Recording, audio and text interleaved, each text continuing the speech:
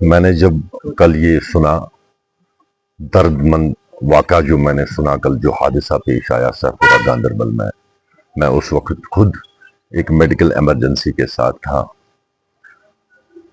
یہ دلدوز واقعہ سامنے آیا جس نے شاید پورے گاندربل کو یہ رونگڑے کھڑے کیے. جہاں پہ ہم نے دیکھا ایک معصوم بچی 13 سال کی، یہ کہیں دور نہیں گئی تھی. مجھے جہاں تک لگتا ہے یہ اپنے صحن میں تھی، اپنے گھر سے آدھا 1 کلومیٹر دور، جہاں پہ باضابطہ طور پہ بستی ہے.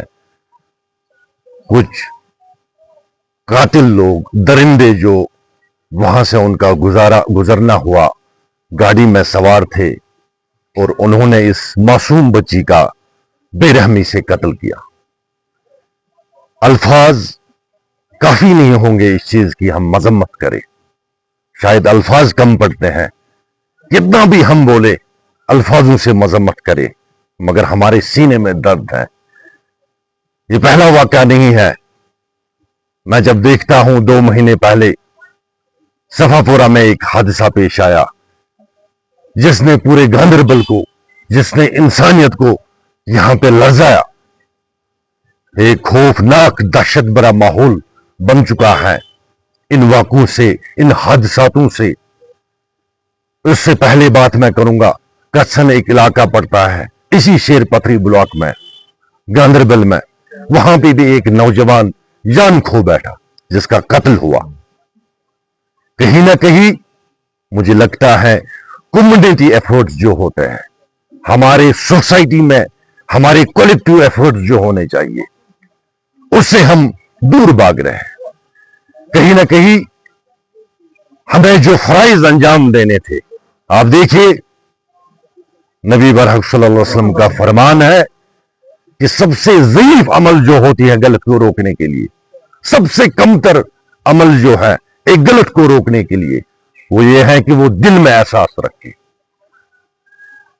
یا رسول اللہ صلی اللہ علیہ وسلم سب سے افضل عمل کیا ہے غلط کو روکنے کے لیے؟ انہوں نے تلوار پہ ہاتھ رکھا. انہوں نے اس چیز کا اظہار کیا کہ ہمیں اس کے خلاف جنگ کرنا چاہیے. جہاں پہ غلط آتا ہے وہاں پہ جنگ ہونی چاہیے، آواز اٹھنی چاہیے، بلند آواز اٹھنی چاہیے.